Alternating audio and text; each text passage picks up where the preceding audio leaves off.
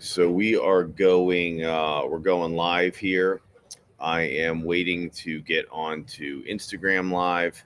As soon as I get on Instagram Live and I see a few people online, I'm going to go ahead and get started. What we're going to talk about today is the difference in speed. The difference in speed. Why is there a difference when markets are rising and when markets are falling?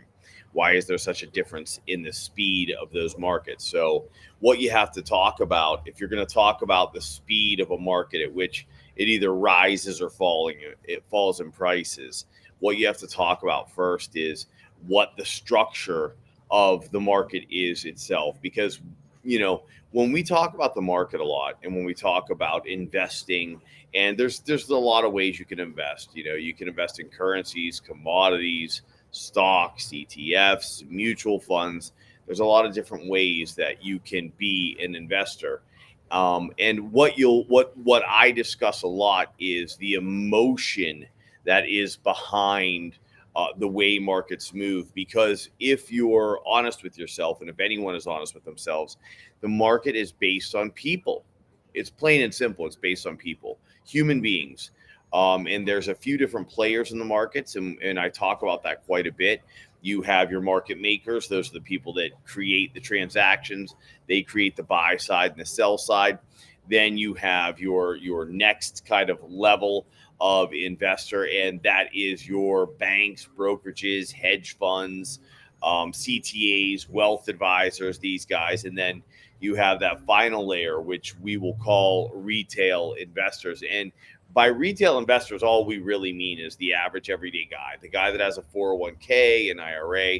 There's some self-directed traders out there. Anybody with Robinhood, all you guys with Robinhood, you're all part of retail. Schwab, E-Trade, any of those discount firms, you're all part of retail.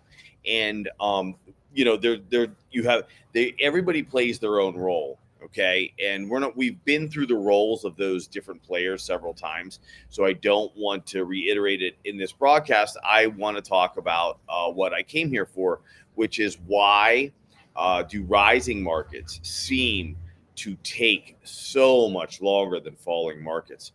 Why is there such a speed differential? And I'm going to keep it really simple for you.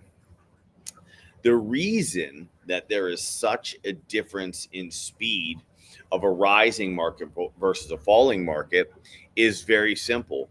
It's market structure.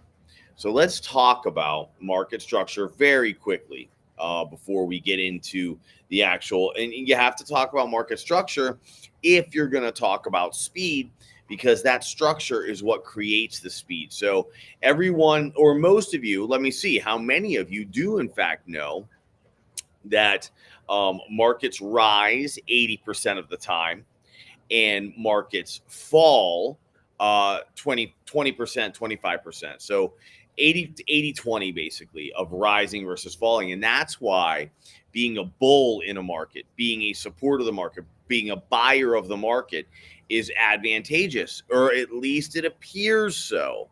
So it appears to be advantageous because you say, well, 80% of the time, if the market's rising and 20% of the time the market is falling, then it obviously you want to be a buyer of the market. Well, it's not that you're wrong, but there's another component to that. It's not just how long does it take for a market to rise or how long does a market rise. It's also to what degree. So how much money. So when prices are going up, do they tend to go up very fast or do they tend to go up a bit slower? Well, that depends. That depends on that middle group, those banks, brokerages, hedge funds. Are they buying or are they selling? Because their job is to be consistently buying and selling in these markets. So because they have to profit. That's what their trading desks are. Okay. So their trading desks basically profit the firm by buying and selling stocks. And that's what creates the ebbs and flows. And when I say stocks, you have to remember, I'm talking about currencies. I'm talking about commodities. I'm talking about all different investments. I'm saying stocks because it's easier. Most people know what that is and understand what that is. But if they're buyers of those positions, then and they're not trying to get people excited yet, then it's sort of the market just sort of drifts up, right? And that's why 80% of the time markets go up, because 80% of the time they're buyers. Now, the other 20%, when they start to sell their positions to retail, that's just the average investor. When they start to sell off their stocks to retail so that their trading desk can make a profit, which is the goal of the trading desk. That is one of the main functions of these institutions, is to profit by buying and selling different investments. So when they begin selling, and they're selling it to retail, they're selling it to the average everyday guy, prices will fall very quickly. Why? Let's talk about it. So in my mind, there are two reasons that markets rise a bit slower, two primary reasons that markets tend to rise a bit slower than they tend to fall. So when a market's rising, let's talk about it. There's the emotional part of buying and selling. So you have some emotions there. And then there's the structural part. So how does the market actually work? Excuse me. How does the market actually work? Because that's the structural component. So let's talk about how it works. So when a stock comes out, it's an IPO, right? It just hits the market. Who brings it to market? Banks and brokerages, which are effectively kind of the same. I mean, banks, brokerages, it's all the same thing at this point. It's all meshed together at this point, minus a couple of players. It's pretty much all meshed together. So these they come in, and this stock, this position, this security comes to market, and they start buying it little pieces at a time, So they're not buying a ton of shares. They're building a position.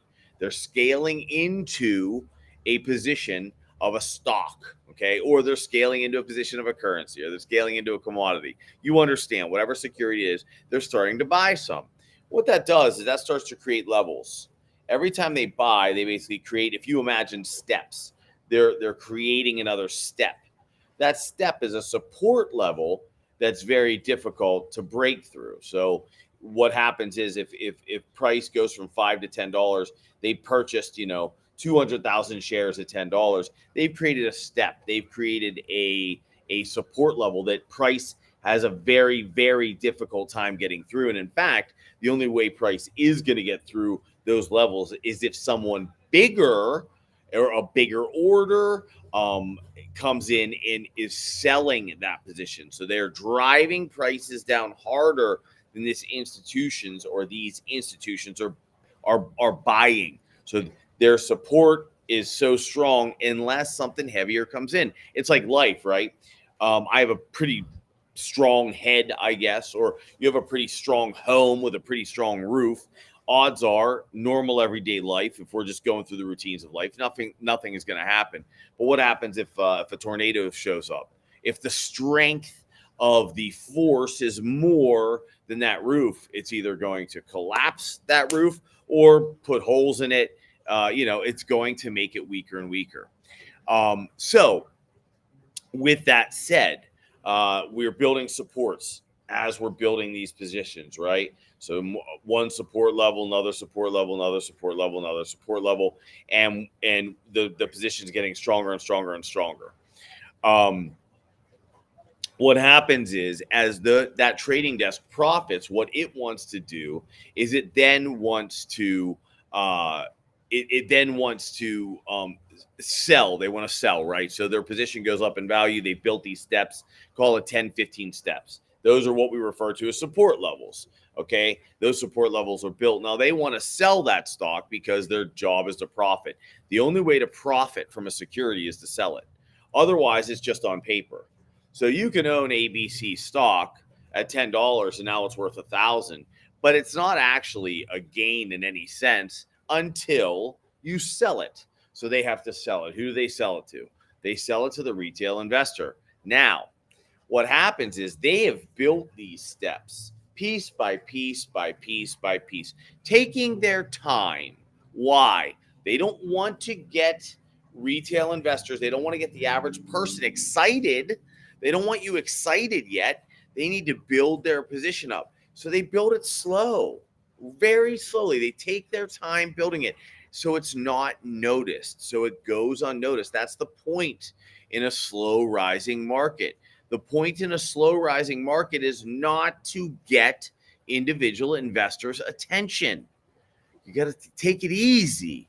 When you want their attention and you want to get them emotionally charged, that is when you start your big purchases, your big moves. Now you'll start to see price go zum, zum, zum. And there's much, much bigger gaps in those steps because price is rising very quickly. There's a term used for when prices rise very quickly in any security, and that term is parabolic. You've gone parabolic. And that's when prices start to skyrocket. Now, why are prices skyrocketing? To get you emotional, to get the average investor emotional. That is the point. You're meant to be emotional because you're going to start buying. Why? You're afraid you're missing out. All this money is being made, and you have no part in it. And I knew I should have bought ABC. I saw when it came out 2 years ago, and I knew it was going to be a great company. I'll tell you how I knew. And everybody has their like reason on how they knew this was going to be so great. But then I didn't buy, I know I should have. And all of a sudden people start buying and they start piling in. Woohoo, we're making money. And that's the exact point of going parabolic, having a rising price, is that right there. That's why it's happening. That is the point of why it's happening. And guess what? As you buy, they start selling. But because they now have your attention and price is moving so quickly, they get to sell pretty quickly. And guess what happens then? Every time they sell, they're removing another step. They're removing another piece of support. So guess what happens? We already had wider gaps as they move prices up very quickly.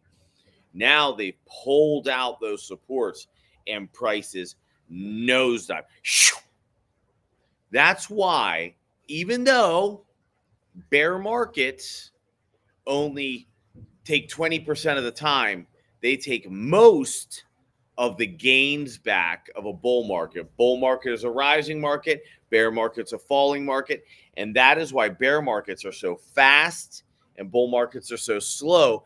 They're fast, and it's not like it's this design, although it is. It's just a structure. You're removing the support. You're removing the steps. So prices fall, and they fall quickly. And most people give back most of those gains that they just made. And then typically you're buying a little late, so you're going to give more than you gained, and that creates another emotion. That creates the emotion of, oh no, what did I do? And this is the emotion of a rising market and a falling market. The reason a rising market takes so long is literally the structure, and they don't have your attention. You're not emotionally engaged yet. A rising market doesn't really have that much emotional engagement until it's meant to. When it's meant to, prices will move up very fast, and there'll be a lot of trading activity. And that indicates to you that your emotions are being manipulated. If you're aware of the fact that your emotions are being manipulated, you won't buy into it. You'll wait until prices come down, and then those people that had their emotions manipulated at the top, they'll be selling at the bottom, and guess who will be buying? That center structure. Your brokerages, your banks, your hedge funds, your CTAs, now they're buying. They're buying it back from you. They sold it to you high, and they're buying back low. That's why they're so profitable. You have to understand that. There's a reason they're as profitable as they are. It's not because they buy high and sell low. It's because they buy low and sell high. And who are the buyers? Retail investors, the average everyday guy. As soon as they're excited, boom, sell it to them. They're excited. And the media helps with that excitement. But that structure, that market, you have to understand there's a market structure to it. If you understand that structure, then you have the ability to avoid the mistakes. If you can avoid the mistakes, if you can know the average mistake made and you avoid it, you can then capitalize on it. So while everyone else is excited, you're not. When everyone else starts to get miserable, you're excited. It's like the old saying, I buy when there's blood in the streets. That's what they're referring to. They're referring to the fact that intelligent investors aren't buying at highs when people are excited and they feel good about things. They're buying when people are extremely depressed. That's why it's so important not just for an investor in stocks or bonds or currencies to understand this stuff. If you're a small business owner, if you're an entrepreneur and you don't realize, if you don't understand how this stuff works, you're at an incredible disadvantage. I can tell you that I helped build out a small business in Los Angeles. It was a martial arts business in Los Angeles during COVID, when everybody else was terrified, we were doing a huge build out, right? We did a huge renovation. We went from we doubled the square footage of the place that we were in. We have tripled the revenue inside of 3 years. While I was building it, everybody said, "You're crazy. You're going to lose. This will never work." But I could see by looking at markets how to judge the economy. I could see that the people that were actually scared were just the retail, right? Just us, just the normal people. We were afraid. I can tell you, on a global scale, there was no one in the know that was actually afraid. And I can show that to anybody that would like to take a look. So listen, I'm going to end this here. I've been on for 15, 20 minutes, I guess, at this point. But what I would like to say is, look, I love doing these broadcasts and I really enjoy talking about this stuff. If you enjoy it and if it feels good to you, please go to my website, which is www.prometheaninvesting.com. You can donate there. I also have courses that you're able to purchase. For those of you that are watching me on TikTok, this won't come up for you. For those of you that are on my streaming, whether it's LinkedIn or Facebook or Twitter, who else do I have? Instagram. I'm going to put up, I have courses. I have a VIP membership course starting. It's a 6-week course. I'm going to put that up now. If you're on Twitter, you'll see it at the top of my page. If you're not and you're tuning in from one of the other channels, you'll see it up now. That VIP mentorship course is 6 weeks long. I do a live session each week. I show you how to identify these points of inflection in markets, how to read those points of inflections, and how to profit from them by simply avoiding when others are getting excited. How do you identify those footprints? Okay. What is the actual market structure? And then how do you profit from it? As a small business owner, as an investor, how do you make money from these things? That VIP mentorship, I cut the price in half. It's a Mother's Day special. It's just under $500 right now. I go live once a week for about an hour, and we go through coursework together. Then I do a 2-hour Q&A session each week. Both of those are recorded in case you can't make it. And I also send out notes to everybody on every session so that you're able to keep up. This is an amazing course and an amazing price. So if you would like to do that, that is my preferred methodology. But I also have 2 other courses that I can throw up on there. One is a course on financial planning and basic investment, so asset allocation models. It'll also show you how to set up an account. It'll show you how to make a trade if that's where you're at currently. I'm going to leave up that VIP mentorship code for now, but you can also just simply go to my website. If you have any questions or comments, please ask below. Like the video, share the channel. I know some of you are on YouTube as well. Feel free to follow me, subscribe. I appreciate everybody being here. I hope you really enjoyed it. I'm going to put up this recording here very shortly. It'll go on to all my channels. I hope you learned something. Again, if you enjoyed this, feel free to go to my website and you can donate, www.prometheaninvesting.com. Otherwise, I do have courses available for you. Thanks for joining me. And we'll see you again here real soon.